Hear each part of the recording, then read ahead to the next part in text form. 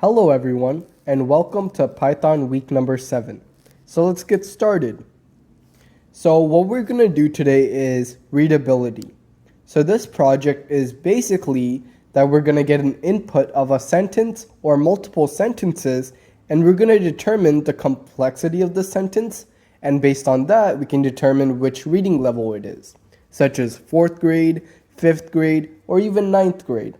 So we're going to use this algorithm made by this person, which requires the number of letters per 100 words and the number of sentences per 100 words.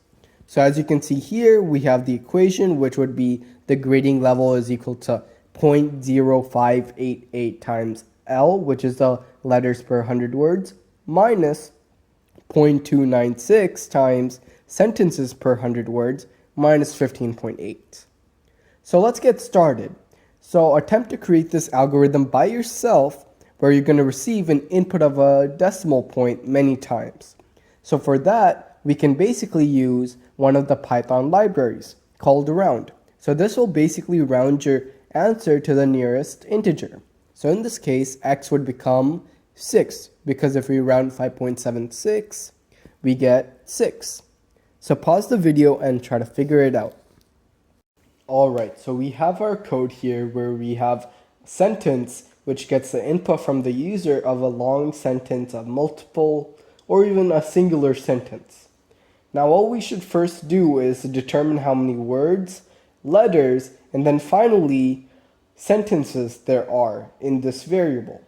How do we do this? Well, let's make a new function. We'll call it def search, and probably need a parameter called sentence. And let's call this in the main function. So it'd be search and sentence. Now we know that sentence is a string, which is basically a collection of characters.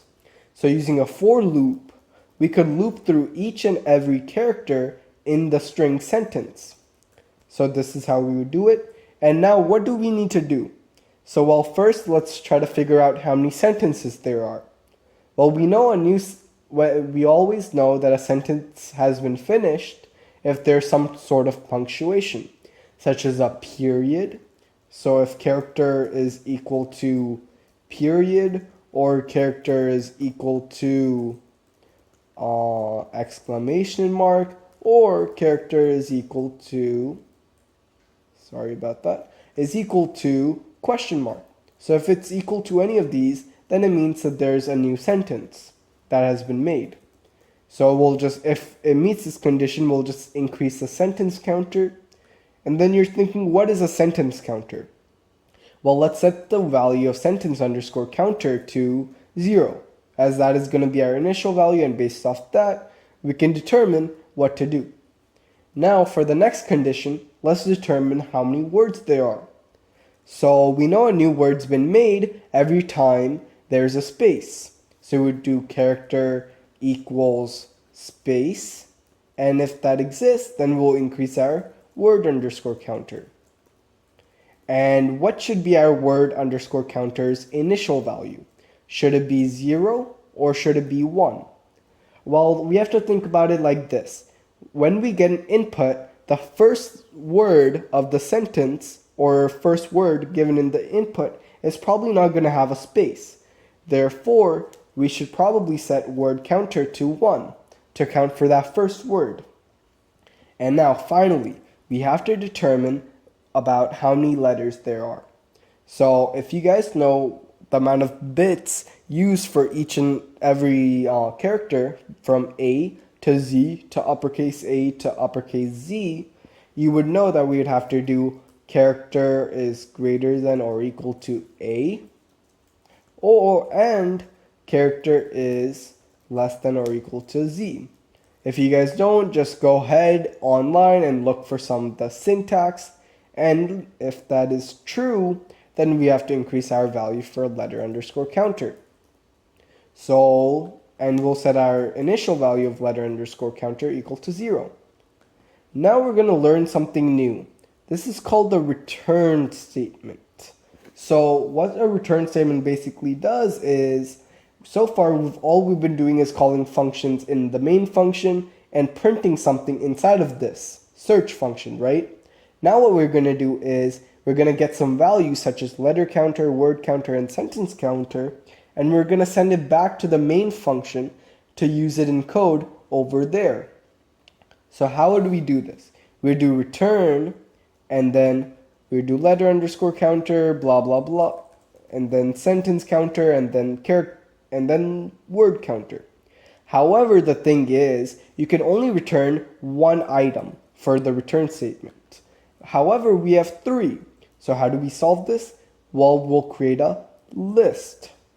So our first value can become sentence counter, our second value can become word underscore counter, and our last value can be letter counter. Now what we'll do is return the list. Now we have to store this list, which is basically this. This is storing the value of list. We have to store that inside of some value in the main. So we'll have a new variable, which we'll call list. Now let's make an algorithm where we can run our code to determine the reading level of a person. So algorithm, and we'll say that's equal to, algorithm is going to be the name of function, and the parameter we're going to give it is sentence counter, word counter, and then finally letter counter. How do we access these three variables? Well, it's being stored in each and every index of list. So we'll do list index 0, list index list index 1, and then finally list index 2. Now let's create our function of algorithm. So we'll do def algorithm and provide our three parameters as sentence underscore counter, oopsie daisies, and then word underscore counter, and then finally letter underscore counter. So now let's write our code. Well, what we have to figure out is the number of sentence per 100 words and the number of letters per 100 words. So the first step I'll do is just copy down the equation that we have for this, which is index equals 0.05 blah blah blah. And now let's try to figure out what the value of L is and what the value of S is.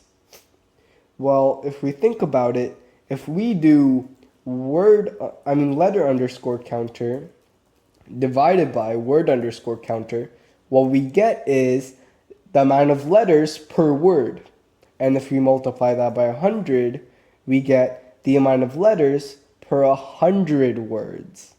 And for the same, we'll do that same thing for sentence per 100 words, where we'll do sentence underscore counter divided by word underscore counter and multiply that by 100. So now we have our L value, which is here, and then our S value, which is being used here. So index is basically storing our reading level for the given input. So we'll print it as, let's make it a bit nice and make it a formatted string. We'll do grade, and don't forget the braces if you want to put in variable. And now let's run it. All right. So let's look at one of the examples. All right. So let's copy this one down. 1 fish, 2 fish, red fish, and blue fish. All right. As you can see, we're getting grade negative 9.285. Ignore that, but the issue here is that we're having decimal values. What we forgot to do is round our index value, which would be round and then index. This is our built-in Python library, and you have to make sure to utilize it. Now let's try out this sentence.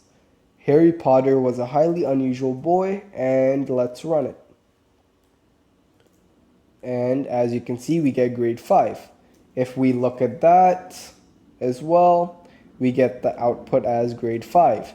Now let's try maybe this sentence. Let's copy it and run it. And then we get grade 7. As you can see, that's what they also got. Now let's try one last example, which would be Alice was beginning to get very tired. So we'll run this, copy that down, and we get grade 8, which is exactly what they got as well. So this is how you would solve this, and if you have some confusions, make sure to leave it down in the comments. So let's talk about debugging. So if you guys try to do the previous project that I just showed you, how many times do you guys face errors in your code and had no way to realize what was going wrong? So that's where debugging comes in use. This is where the tool of debugging comes in use, and it lets you run through specific lines of code one by one and lets you view all the values of each variable. And this is one of the largest reasons why you would want to buy a proper interpreter, which you can download and has many more features that you can fully utilize. Furthermore, you can debug your code using print statements and other various methods. However, the standard method of debugging is used through the features provided by certain interpreters. So if you guys are wondering if I could give some recommendations, you can go ahead and ask in the comments and I'll be happy to answer. See you guys in the next one.